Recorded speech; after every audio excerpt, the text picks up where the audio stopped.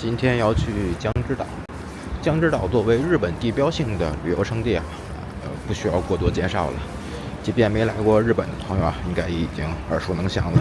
不过这次去呢，肯定不会講太表面的東西，因為之前也說過了嘛，旅遊勝地表面的東西，做的人實在太多了，所以多我一個不多，少我一個不少。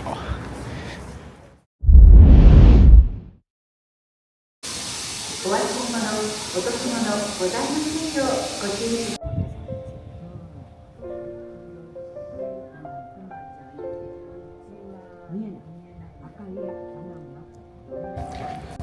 已經到江之島這個車站了。今天看來人不是很多，拍起來應該挺舒服的。到江之島大橋這塊了，有點餓了，但是現在是1月到3月期間嘛。那江之島這塊的特色希臘斯，也就是文仔魚不是吃的時候，因為現在屬於禁捕期，大家所吃到的都是冷凍的，不是新鮮的，所以我得找一找，看看還有沒有什麼特色小吃吃的時候呢，也可以給大家介紹介紹。在進入江之島進行實地勘察之前我們需要先了解這裡流傳最廣的一段記載那相傳在公元6世紀，相模灣海域存在一頭五頭龍。那它長期通過海嘯、洪水破壞周邊的村莊。那直到公元552年那海面上突然產生劇烈震動，那一座島嶼隆起，那這就是江之島了。隨之而來的是一位降臨在島上的女性神體辯才天。那傳說惡龍對這位神體產生了歸順之心，從此停止了破壞行為，並劃到了岸邊的山脈永遠守護這座島嶼。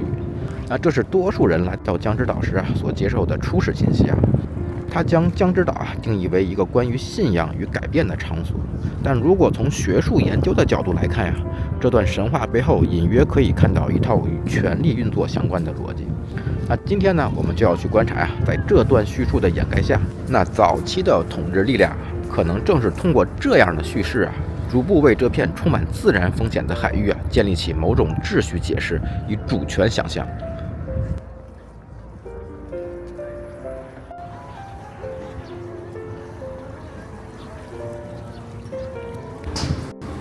咱們開始之前先來江之島入口左邊這塊看一看。其實去年有來拍過一次，當時拍的是以貓島為主題嘛，因為在很久以前江之島其實也是個有名的貓島，不過去年來的時候發現已經沒什麼貓了。那其實除了貓之外這邊還有一個可以講的，咱們現在過去看一看。又來到聖天島公園了，去年有來過一次。聖天島這個名字一聽就是有故事的地方，肯定不是現代人起的名字。那這個名字由來其實就是跟前面咱們看到這個方向有關係以前這塊有2個獨立的巨石，叫做南聖天和女聖天。那很可惜在1964年籌辦東京奧運會的時候呢，這2個石頭已經被壓在這個停車場下邊了，就再也看不到了。因為這塊要籌辦當時帆船比賽的會場嘛。可以看到這塊都是停靠的帆船，然後那塊是停車場，所以現在就只能聽到名字了，再也看不到了。既然已經過來了，所以我看看這次來能不能碰到貓咪去年來吧，雖然不多，但是還能碰到幾隻。今年就一直都看不到了。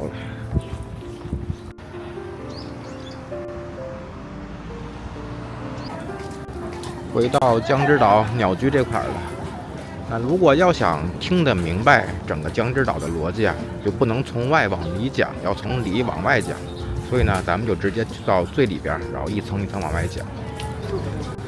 外邊再冷清這塊人也不會少。看到這個女婦饅頭嘛，這也是江之島的特產。這塊流傳的是龍神和女神的傳說嘛。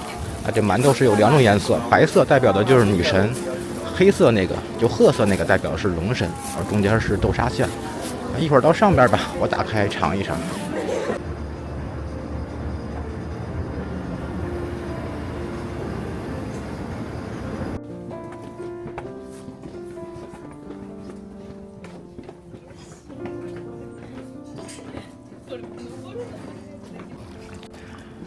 那我們先來到最裡頭的智兒之淵啊，因為在這裡可以觀察江之島所處的物理環境。那所謂神話中擁有5個頭顱，能夠翻江倒海的五頭龍啊，其對應的物理現實啊，是這片海域下方的相模海槽。那這裡是菲律賓海板塊與歐亞板塊的交匯處，也是引發關東大地震等大災害的源頭。在古代技術無法預測地震與海嘯的背景下呢，這種毀滅性的自然力量被江戶灣沿岸的居民进行了具象化的描述，那就是擁有5個頭的惡龍。那在學術研究中五頭龍的5個頭可能象徵着相模灣沿岸多個容易遭受海嘯衝擊的區域。那江之島的地理位置正處於這股地壳应力釋放的核心路徑上。公元52年關於島嶼隆起的記載在地震學上符合該地區由於大地震引发的地面抬升现象。因此呢，有学者認為龍神信仰的形成很可能與人們試圖理解這類巨大自然災害有關，是一種對不可抗力自然災害的原始恐懼和防禦。這類信仰在地方社區中逐漸成型，那也為人們提供了一種可以理解與解釋這些災害的方式。那通過將災害定義為龍神行政力量才能開啟下一階段的動作，尋找一種能夠制約這種暴力的管理手段。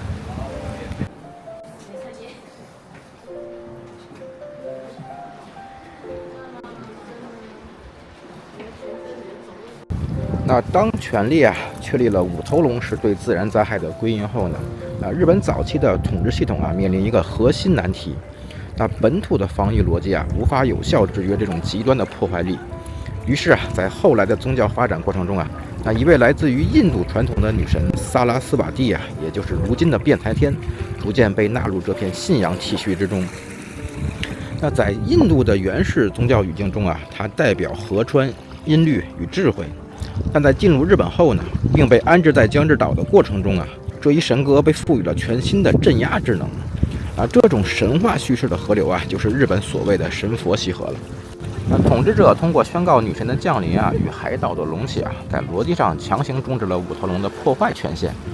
這並不是一種感性的救贖而是一種理性的規訓。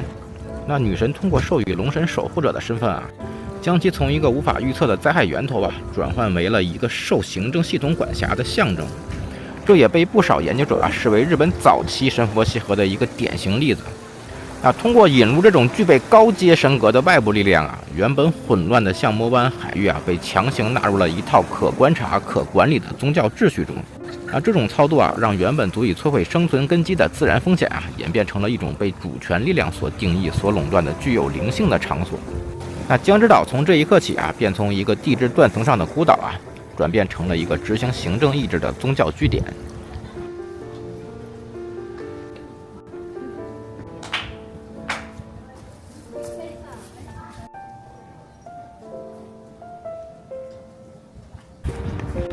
现在就要去江之島最神秘的地方岩屋了。這裡可以說是北條家將自個兒合法性神格化的場所，非常重要。因為在以前的政權將自個兒神格化與神明建立某種關係是非常重要的。講解完女神和龍神愛情敘事的邏輯後那麼下面就要說說這套邏輯是如何在世俗權力中實現變現的。那江之島最深處的岩屋並不是一個普通的宗教場所，在後世的敘事中呢，這裡逐漸被賦予了一種與政治權威相關的象徵意義。那公元1182年，也就是壽永元年那鎌倉幕府的實際掌權者北條氏政進入這個深邃的海市洞穴進行閉關。根據《太平記》的記載龍神在洞中顯現，並留下了3枚巨大的鱗片。那北條氏政隨即以這3枚鱗片為原型，設計了北條家族的家紋三菱紋。那當時的幕府作為新興的軍事政权雖然在陸地上擁有行政權，但對於相模灣這種充滿自然風險的海域缺乏物理掌控力。那北條氏通過在這樣一個被視為靈性的場所進行契約，也逐漸將自身與龍神信仰建立起了某種象徵性的聯繫。那實質上是向外界展示其擁有了支配原始暴力的特許權。那這不是傳統意義上的迷信而是一種司空見慣的權力運行邏輯。通過將龍的鱗片畫在旗幟上北條家族向所有的競爭對手傳達了一個信號，他們已經獲得了這片土地最古老力量的某種認可。這種在底層深處進行的交易補全了幕府在這片土地上最後一塊拼圖。那江之島的岩屋啊，因此成为了日本武家政权確立主權正統性的一個關鍵節點。那統治者在這裡完成了從世俗武力向超自然威懾力的跨界整合。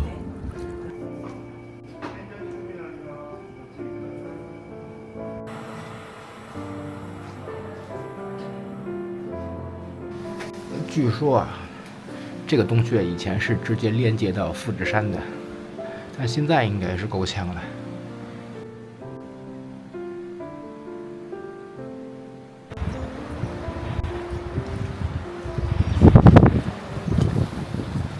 傳說的龜石，這個角度應該看得不明顯，這個角度差不多了，龜丞相。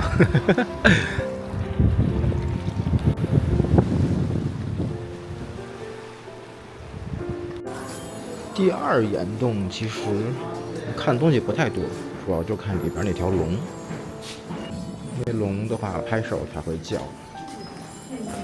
我不知道跺腳它會不會叫啊？這位試一試。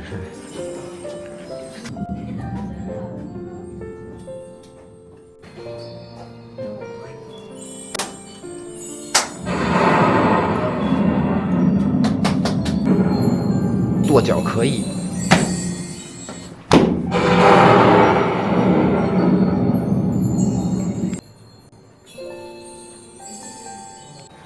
虽然跺脚可以啊，但是跺完以後脚是麻的。要不是拍攝呀，手腾不出来，還是拍手比較好。看完岩屋啊，回去準備吃飯了。來的時候啊，基本上都排隊，而且我看了一遍啊，躲不開希拉斯。這等吃飯的人怎麼還越來越多了？沒法吃了。我說今天怎麼到處都是學生和年輕人呢？因為今天他這個院內啊是免費的，平時是收費的。那在江之島上有很多其他神社，都是大家比較熟悉的，比如說稻荷神社、八坂神社、秋葉神社。但是這個耳玉神社必須要單獨拿出來說一說，因為這裡邊的主祭神呀就是耳玉源太郎，就是當年的台灣總督。他現在這塊是公示中啊不讓進，不知道什麼時候能修好。它裡邊的建築啊，大部分都是直接從台灣搬過來的，都是台灣的原材料。當主權和超自然力量達成契約後呢，那麼接下來咱們就要給江之島邏輯閉環進行講解了。它是如何將原始的恐懼轉化為可持續的財政收益啊？那到了江戶時代呢，江之島在幕府的城市管理邏輯中啊，經歷了一次徹底的功能重組。那原本作為軍事禁地和修行場所的孤島啊，被賦予了信仰特區的特殊地位。當時江戶幕府啊嚴禁平民遠遊，但唯獨對前往江之島的江之島役啊發放了行政許可。在江戶時代的城市管理宗教政策之下呀，龍神與女神的敘事啊逐漸被轉化為一種可以被大眾接受的信仰景觀，將原本令人畏懼的自然暴力啊徹底稀釋成了大眾可消費的景觀文化。那在這裡呢，洗錢變成了一種標準化的宗教儀式，信眾啊通過洗滌錢幣來祈求財富。那其底層邏輯啊是行政系統啊在引導民間過剩的購買力進入這個被特許的宗教場所進行精神上的消費。那這種宗教符號與商業行為的合流啊，是江之島能夠在1000多年時間維持物理繁榮的底層動力。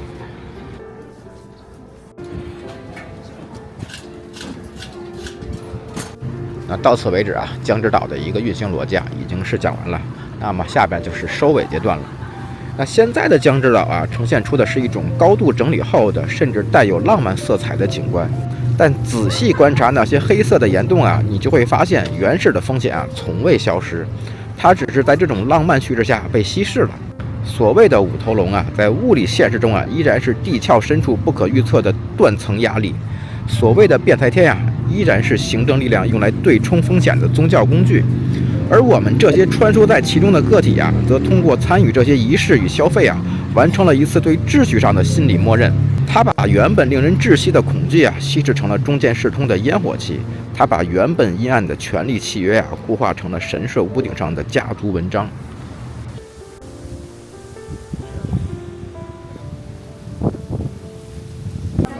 那這就是江之島另外一個特色小吃了，其實是一個網紅食品啊。看到這兒，應該不用我介紹，大家也知道什麼東西了。江之島這塊還有第4大小吃啊，是一種用螺肉做的海鮮蓋飯，相当于海鮮版的亲子蓋飯。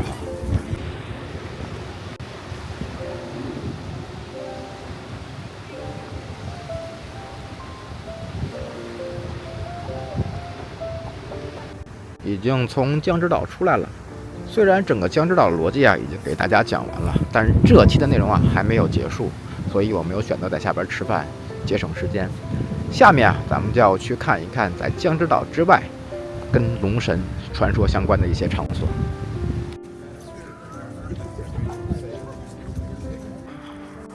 我們先要來看的就是前面這個龍口明神社，傳說中五頭龍的真身呀，就被祭祀在這裡邊，應該是這個。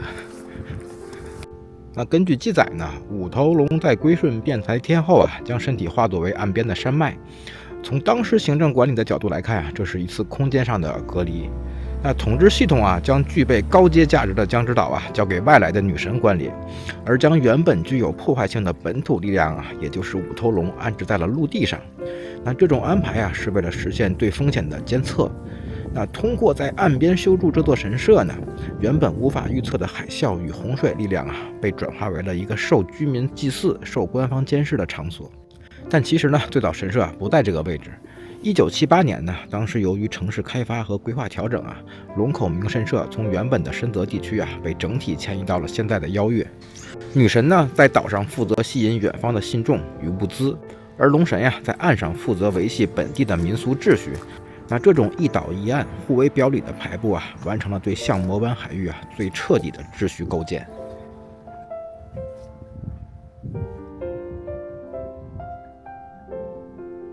看完神龍被安置的場所呢，接下來咱們就來看一看龍口寺，就是前面這個。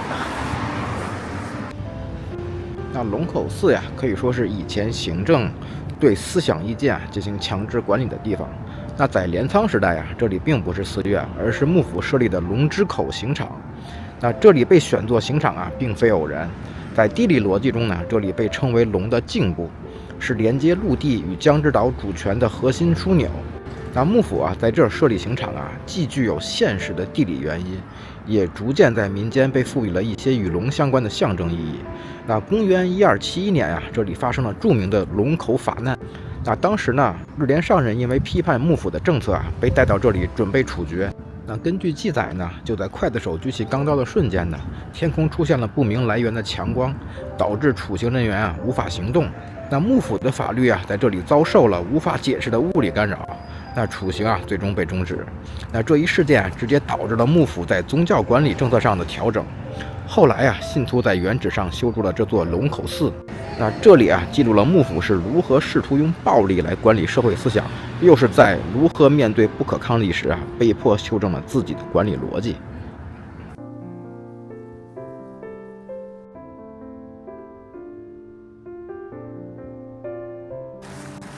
那這一期的內容基本算是講完了，其實還有一個沒講啊，先不說呢啊。那接下來我就可以慢下節奏來去找地方吃飯了。不過鐮倉這個地方啊，整體來說不是符合我胃口。之前有說過啊，每次來這邊吃飯都比較發愁。那對於剛才講的哪一塊還沒講啊？就是龍口明神社最早那個位置深澤。其實那講不講沒多大意義，因為那個現在已經什麼都拍不到了。因為以前那會兒是有一個巨大的湖泊的，據說那個湖泊啊就是五頭龍棲息的地方，也就是水患的源頭。不過現在已經被改造成居民居住的地方了，什麼都沒有。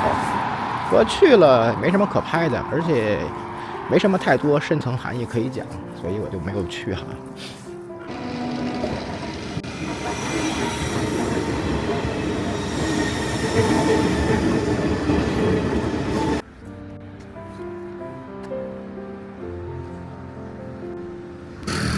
回去的話我就坐江之電了，因為好久沒坐了。坐一次，說實話坐江之電挺慢的，所以我通常不會選擇坐江之電，而且人還特別多。在這找了半天吃的呀，我發現怎麼着都躲不過西蘭路。也不是不能吃，影片開頭有說啊，因為現在是禁捕期嘛，吃到的都是冷凍的，並不是新鮮的。同样價錢，大家肯定是想吃新鮮的，是吧？但是这又是这裡的特產，80%-90%都跟辛辣子有關。我再找找吧。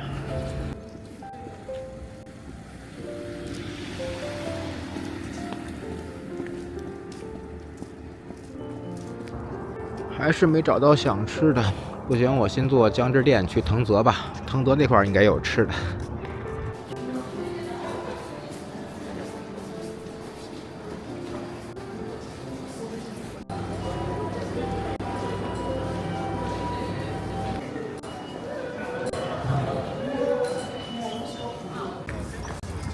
到藤泽了，既然到这儿了，我也不找了，直接去塞伊泽利亚，想都不用想。这个塞伊泽利亚门口排队的人都已经排滿了，他店鋪連登記的那個表格都撤走了。我說怎麼這麼多人呀？後來往店鋪裡一看呀，才明白，裡邊全都是學生。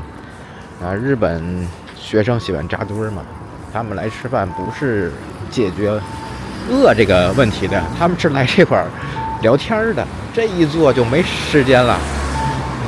所以門口都已經排滿了嘛，這也沒辦法，只能換地兒吃了。實在是不想找了，隨便找了一個麵館，這是辣雞絲烏冬。